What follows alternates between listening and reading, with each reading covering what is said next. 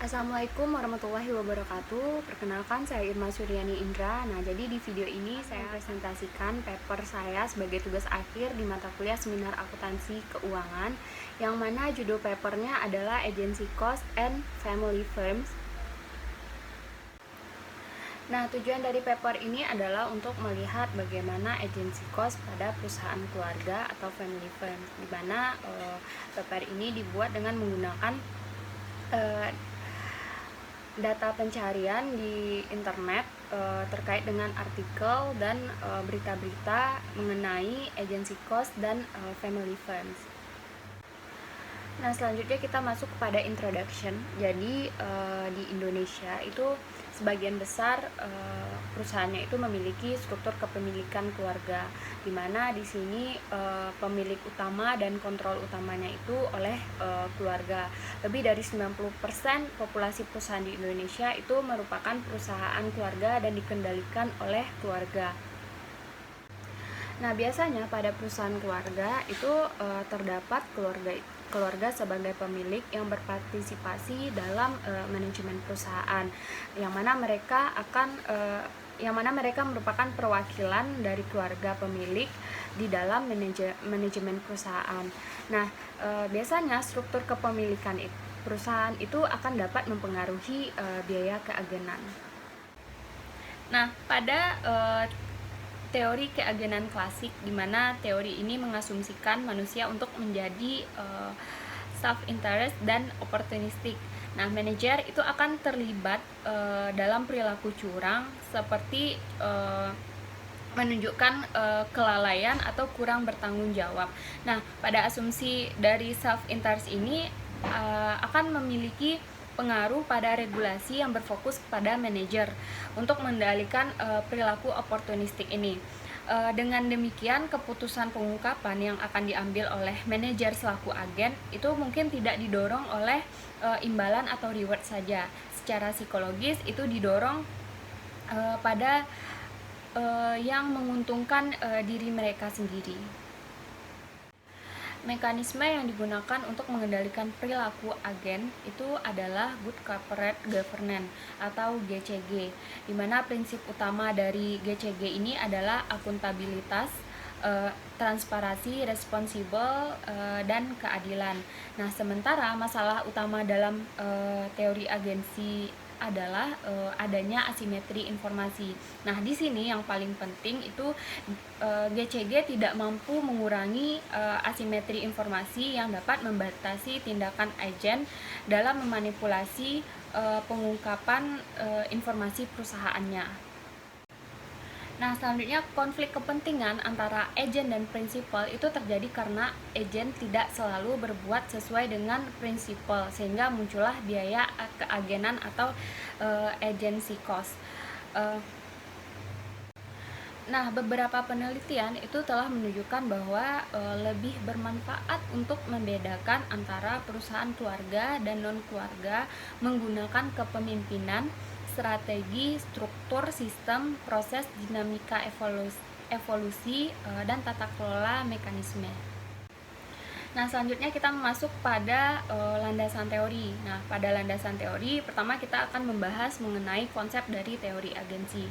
Nah, menurut Eisenhardt tahun 1989, teori keagenan itu dilandasi oleh tiga asumsi. Yang pertama, asumsi tentang sifat manusia. Yang kedua, asumsi tentang keorganisasian. Dan yang ketiga, asumsi tentang informasi. Nah, pada asumsi yang pertama, yaitu tentang sifat manusia, asumsi tentang sifat manusia ini menekankan bahwa manusia itu memiliki sifat untuk mementingkan diri sendiri atau self-interest, memiliki keterbatasan rasional atau bounded rationality, dan tidak menyukai risiko atau risk aversion. Nah, selanjutnya asumsi tentang keorganisasian. Pada asumsi keorganisasian ini merupakan adanya konflik antara anggota organisasi, efisiensi sebagai kinerja produktivitas, dan adanya asimetri informasi antara prinsipal dan agen. Nah, pada asumsi yang ketiga itu mengenai asumsi tentang informasi, bahwa informasi dipandang sebagai barang komoditi yang bisa diperjualbelikan. Nah, selanjutnya terkait dengan agency cost, berkaitan dengan masalah keagenan itu Schroeder, Cole and McCuller tahun 1999 dia berpendapat bahwa akan terjadi konflik kepentingan antara manajer dan pemilik, dan konflik kepentingan tersebut muncul karena kepercayaan yang mengatakan bahwa manajer akan memaksimumkan utilitinya sendiri. Sejalan dengan itu, Belkawi 2004 juga mengatakan bahwa pihak pemilik itu juga berkeinginan untuk memaksimumkan keuntungan atau profit dirinya sendiri. Nah, agensi konflik ini terjadi manakala manajer itu dia cenderung membuat keputusan yang menguntungkan dirinya daripada pemegang saham. Nah, pendapat lain itu seperti Godfrey tahun 2000 itu dia menyatakan bahwa konflik kepentingan yang terjadi antara agen dan prinsipal dapat menimbulkan masalah keagenan atau agency problem.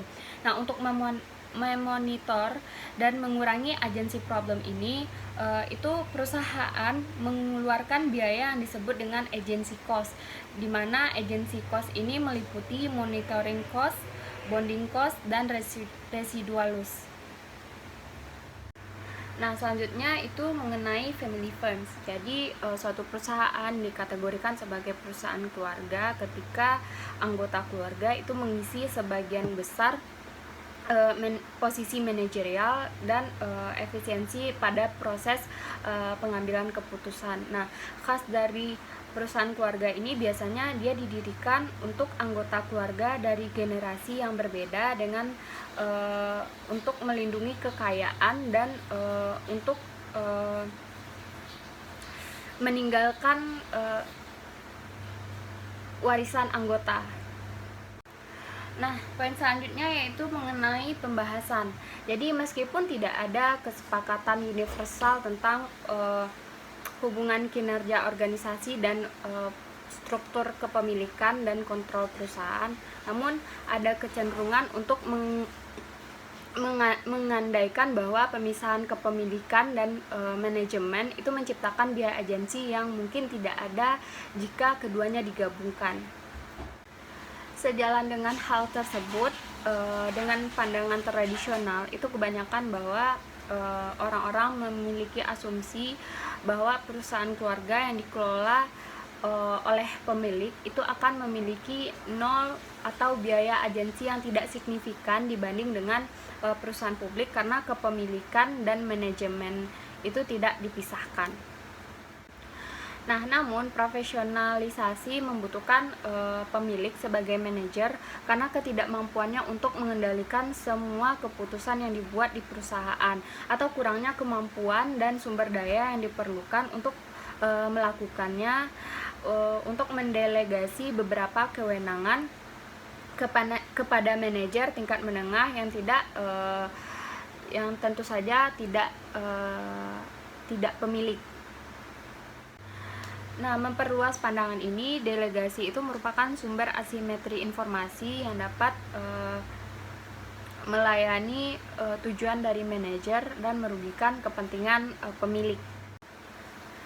Selanjutnya, principle knowledge tentang apa yang benar-benar dilakukan agen terbatas ketika asimetri informasi dan kompleksitas pekerjaan meningkat atau tugas programabilitas menurun. Jadi profesionalisasi pada perusahaan baik keluarga maupun non-keluarga itu dia membutuhkan pengetahuan untuk membangun kontrol dan insentif yang efisien serta investasi dalam teknologi informasi. Itu akan menciptakan biaya agensi yang tidak diinginkan.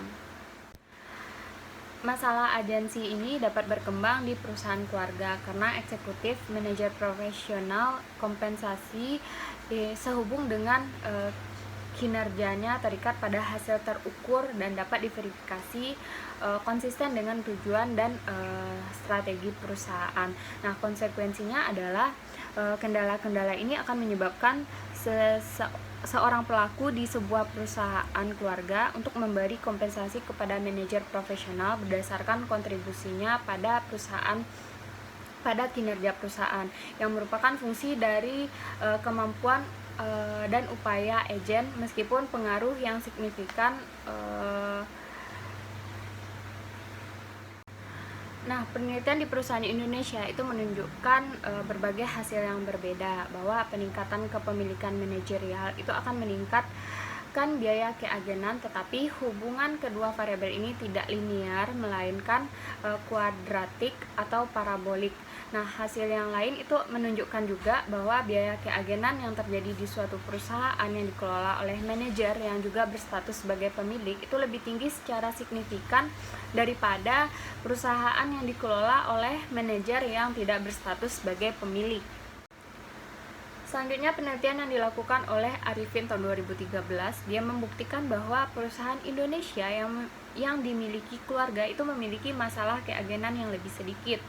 Lalu Andrea 2003 juga mengatakan bahwa ketika keluarga sebagai pemilik saham, ia akan memiliki insentif untuk meminimalisir masalah keagenan, di mana hal ini dapat mengurangi agency cost yang harus dikeluarkan oleh perusahaan.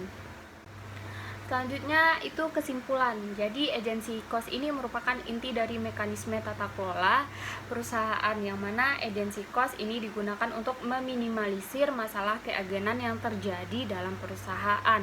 Nah, dengan kepemilikan saham yang didominasi oleh kepemilikan keluarga, maka pengendalian terhadap manajemen akan lebih efektif sehingga agency cost dapat diminimalisir. Nah, dengan demikian minimnya agency cost akan memungkinkan perusahaan tersebut untuk lebih efisien dengan berkurangnya masalah keagenan dalam perusahaan.